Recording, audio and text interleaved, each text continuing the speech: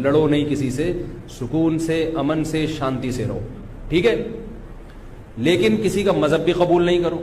دیکھو ہندو بھی ہیں ہمارے ملک میں, عیسائی بھی ہیں, وہ تو بالکل ہی الگ مذہب ہے نا, وہ تو اللہ رسول کو صاف لفظوں میں انکار کرتے ہیں.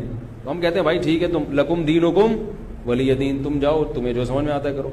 تو ایسے ہی شیعہ سنی کا جو اختلاف ہے وہ اگر زبان کی حد تک رہے, دلائل کی حد تک رہے تو ٹھیک ہے. لڑائی بڑائی والا معاملہ ہوگا تو معاملہ کیا بنے گا, کیچڑ اچھالنا ایک دوسرے پہ.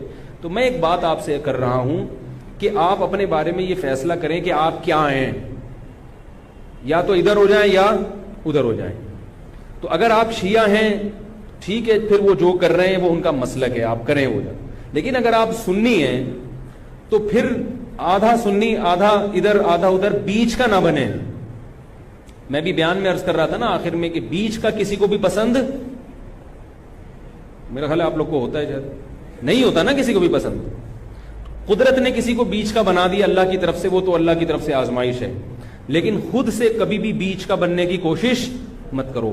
تو یا تو ادھر ہو جاؤ یا ادھر ہو جاؤ. اب ہمارے ہاں لوگ کیا کر رہے ہیں, جو سنی ہیں سنی, محرم میں حلیم پکا رہے ہیں, حلیم کھا رہے ہیں, محرم میں سبیلیں لگا کے بیٹھے ہوئے ہیں, سبیلوں سے پانی پی رہے ہیں, محرم میں مرثیے سن رہے ہیں, رکشے والے بھی مرثیے لگا کے, ٹیکسی والے بھی مرثیے لگا کے.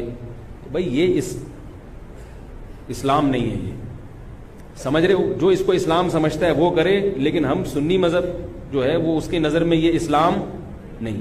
نبی صلی اللہ علیہ وسلم نے لعنت فرمائی ہے میت پہ نوحہ کرنے والوں پر, سمجھ رہے ہو, آپ نے فرمایا جو گریبان پھاڑے وہ ہم میں سے نہیں ہے. میت پہ چیخنا چلانا, اس کو نبی صلی اللہ علیہ وسلم نے لعنت والا عمل قرار دیا ہے.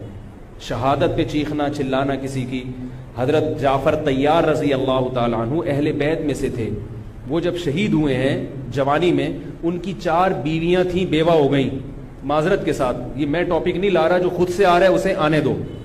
اب شہید ہی 4 بیویاں ہی بیوہ ہوئی تھی, تو میں ان کو آپ کی خوش کرنے کے لیے ایک تو نہیں کر سکتا نا. ان کی 4 بیویاں کیا ہو گئی, بیوہ ہو گئی.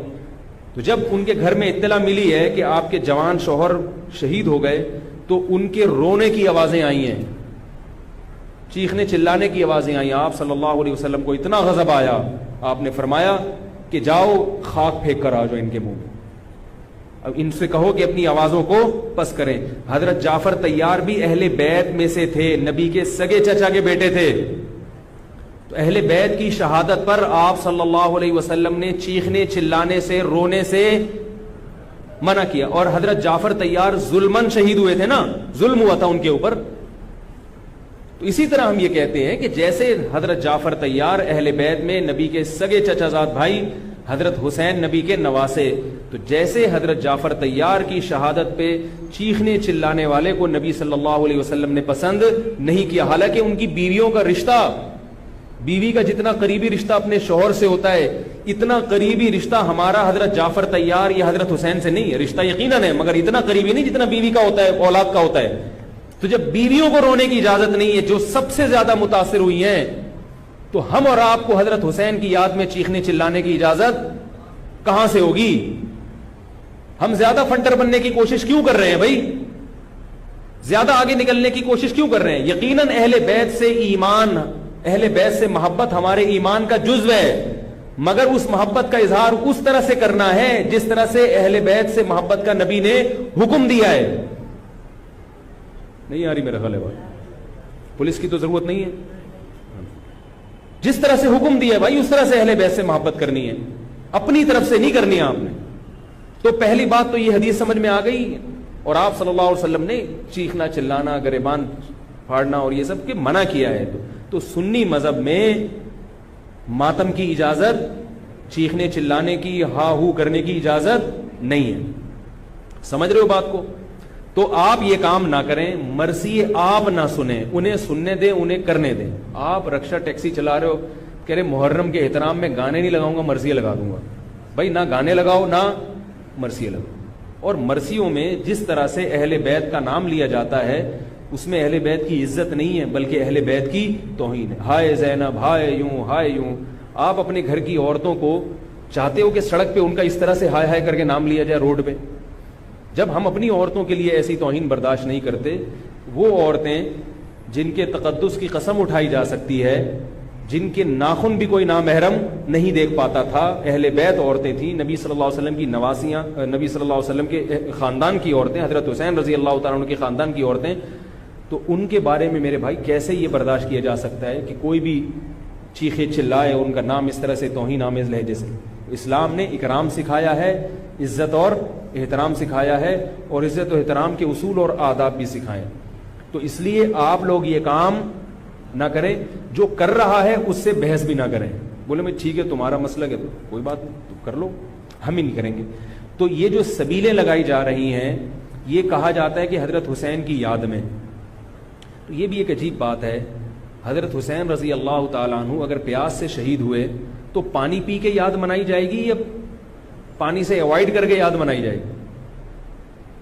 عجیب بات ہے. مجھے ایک بات بتاؤ، آپ کا دوست بھوکا بیٹھا ہوا ہے، آپ اس دوست پہ ترس کھا رہے ہو، آپ کہہ رہے ہو، اس کو فون کیا آپ نے، بھائی کیا یار؟ کہہ رہے 2 دن سے مجھے کھانا نہیں ملا. کہہ رہے بس پھر میرے سامنے جو کھانا رکھا ہے میں بھی نہیں کھا رہا، جب تو نے نہیں کھایا تو میں کیوں کھاؤں یار یہ مرغے؟ یہی ہوتا ہے نا یار، جب تو 2 دن سے بھوکا ہے تو میں بھی تو ایک وقت کا ناغہ کروں نا کھانے کا.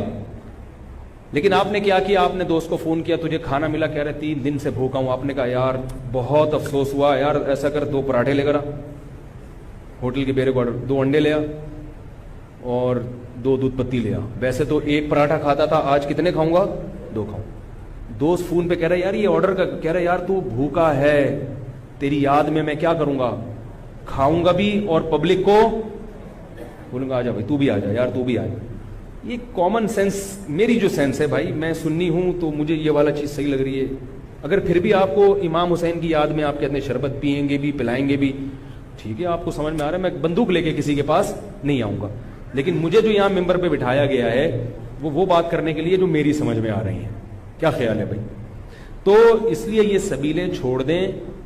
پیاسے کو پانی پلانا یہ پورے سال سنت ہے، اور پیاسے کو پانی پلاؤ ایسی جگہ پہ جہاں پانی نہ ہونا. شہر میں سب جگہ پانی ہوتا ہے، سب جگہ پانی ہوتا ہے. تو یہ چھوڑ دیں، جو کر رہے ہیں ان کو کرنے دیں. چھوڑنے کا مطلب یہ نہیں کہ آپ جا کے بحث کریں. آپ یہ کام نہ کریں، نہ سبیل سے پانی پئیں نہ سبیل سے پانی پلائیں، کیونکہ لوگ اس کو اسلام سمجھ رہے ہیں جبکہ یہ اسلام نہیں ہے.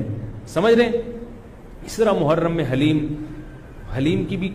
حلیم کا جو فلسفہ بیان کیا جاتا ہے وہ یہ بتایا جاتا ہے کہ حضرت حسین کو کچھ بھی نہیں ملا تھا کھانے